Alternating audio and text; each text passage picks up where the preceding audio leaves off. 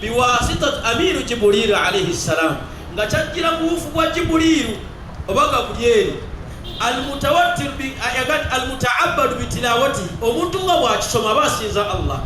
mabdu'a bi surati al-Fatiha muntandiko yakyo kitandika ne sura eyitibwa al-Fatiha buli omu ng'agimanyi al-mukhtar okubeera kewameeyo Qur'an osomeramu okosa mu bitero kubeera mpaka sanishitawo kyalo kyagala nnyo inshallah somudra flow yesoma.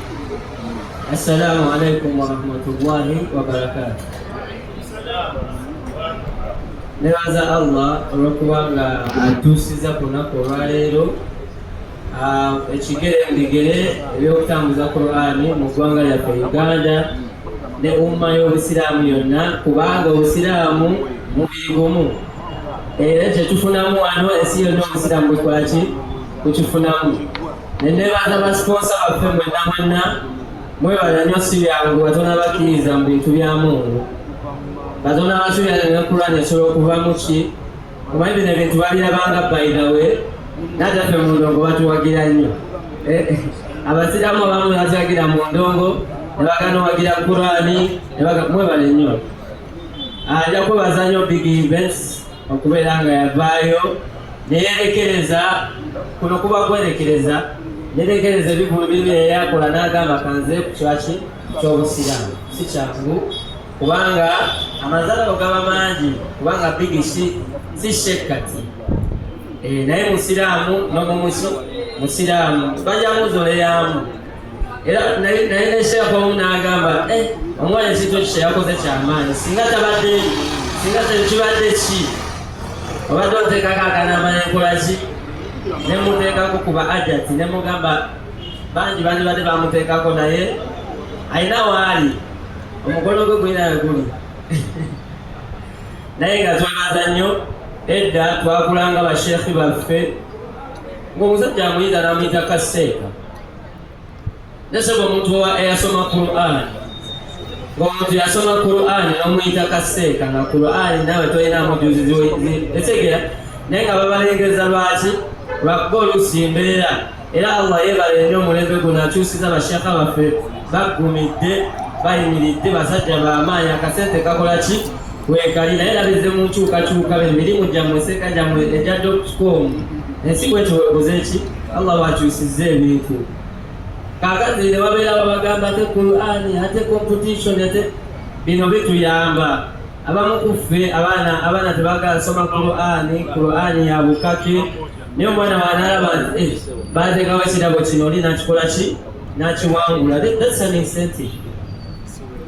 Basooka soosabira gamba ate VIP ate basasuza zi VIP biki naye ng'obusiraamu asobola osasula emmeeza mu kigulu kya mudula tayagala asasula mmeeza mu Qur'ani esegera naye nga byabangawo naye nabbi Muhammad sallallahu alaihi wasallam we yatuulanga wabeerangawo abamuyo okumpi ba VIP wane waleero ekintu ekyo kituyambako jasi kukuza ki morale eyo. Omuntu olala asasula akasembi ng'ayagala tuula mu ba VIP ba Qur'ani n'asoma Qur'ani amanye nti nno tulina ba VIP baffe baki bangi abasiraamu bangi betutuukirira. Nzera bwe nali nkola ebyange nagamba bigi mwenyewe ngamba sigenda kukozesa kampuni ya mwenge sigenda kukozesa kampuni ya bet sigenda kwogera zambi ku zambi naye namugamba nabengenda osookako tulina abantu baffe abasiraamu abagagga baffe era ne tubatukirira ne bakola ki ne babikola Allah nayitiramu omukolo ne gutambula tubeerange nze ndaba abaana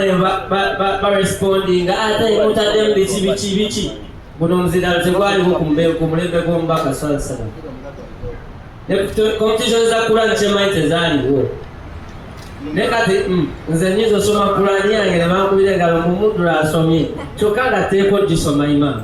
nze okusoma Qur'ani nze yeesiima si basiraamu be balina okukola ki okwesiima. Totwesera nti muddu asomye Qur'ani lwe twajjira okuyimba seka nga abayimbi batya okulaga nti basiraamu naye ng'obusiraamu kyekyebbeeyi kyo banga ku lunaku olusembayo tusembyayo busiraamu era omusiraamu ku lunaku lw'olusemba nga tusembeza busiraamu oba obufaafaganiddwa. Mwerabisizeeko ekifaananyi ky'obusiraamu ng'akaseera akasemba tekanakola ki tekannatuuka muwagire obusiraamu n'omusiraamu muwagire mu public nga temunnamukuba nga tonaga nti empakezo si nnungi sooka oziwagire mu magezi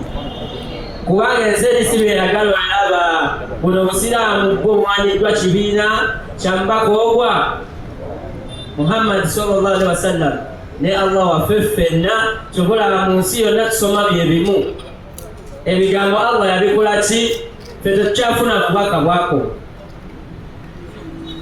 so obumu oba obujjaba bwakabi nnyo twebazanyira wansimo bigi mukyala bigi ne bokola nabo si byangu era nkusabira era nsaba ofune ssente mu makubo gonna Allah agamba akoze ki ataddewo ayongere okuhalalisa n'ensobi z'oba okoze ayongere ozirongoosa kaffe ffenna baffenna tetusaba kutukagenda wamu nga tutereddemu ne n'omwana oli ayagala okuyiga Qur'ani kafuna ensonga y'ogiyiga ng'oggyeko biri bye batukubanga emiggo tusomamu ebiseege nakyuka nga tokyasobola n'okukuba mwana yadde musecula ne omwana afe alina omanya ti Sheikh Bukhari ayimiridde ku ki ku Qur'ani ye ffe bashekhe abatuyambye ye muse okubanga nze edda wano nga nti okugjawo kitegeera naye olwensonga bashekhe baffe batulaga nti Allah yakola ki yabimala ne tutabeera wala zenna abayimbi bange bemanya abasiraamu bangi ng'era ngenda basaba batuwe ku mmeeza nga Musuuza Kenzo bizira bibeeramu nnyo King Saha Fikfamaika kayinani kasooka empita abaawo abasiraamu bangi ate nsaba mutulangireko oba mwerangireko kubanga Qur'ani mulimu gwo ate ogw'obuwaze tuwagire abo abakola ki mulekerawo yita baseeka baffe buseeka kubanga tekinyuma Sheikh kubeere basheekh bamanyi balina abaana basomesezza abaana naye bali eyo ku kyalo nga ne landulo lyamugoba mu nnyumba gwate olina aleeta ekintu ekiyamba obusiraamu noyagala okirwane mbusimanyi Qur'ani bagitadde mu VIP simanyi lwaki bagisasuza emyaka gyonna we bali bagamba nti no kati waliwo darusi twagala tusonde sente za darusi abasajja baagala bw'otamuyimiriza takula tawa sente ayagala asooke bamuyimirize bakube takbiiri okoleremu omusango gwa riya tetukukutaasiza sasula nga teyakulaba oyingire obere VIP kale sasulira abalala kale oba toyagala kale beera siponsa nekya siponsa mwakigaanye mutugambe tubeere abasiraamu abagamba nti no bannange tetwagala kati musasuze empaka za Qur'ani VIP tujazisete mutuwe sente bakuŋŋaanye sente Sheikh Bukhari bakwate milioni 3-5 baziwe bigi bamwe bigi ne bigi naye inofunamu si yakulimba bigi olina lyako mulimu ate obusiraamu tebwagala mwavu kyogamba onagira bugizi Qur'ani tofuneyo era naye nofunayo ne kampuni gyakozesa binotambula Sheikh waffe nensonga etwebaza nnyo singa okwebaza basiponsa baneeno media zonna zonna eziriwo Shamimu lwakuba aganye okujja naye Shamimu talina tuweeza kubanga nange mbadde sigenda yansindise wano era ngenda vaano nga katebe kano nga mulekera okujjako nga mpozi bigi nga alina engeri gye yatukozemu ey'enjawulo nti abamu tujje baleme kujja seeka wange mangere nkutumidde. Assalamu alaikum warahmatullahi wabarakatuh.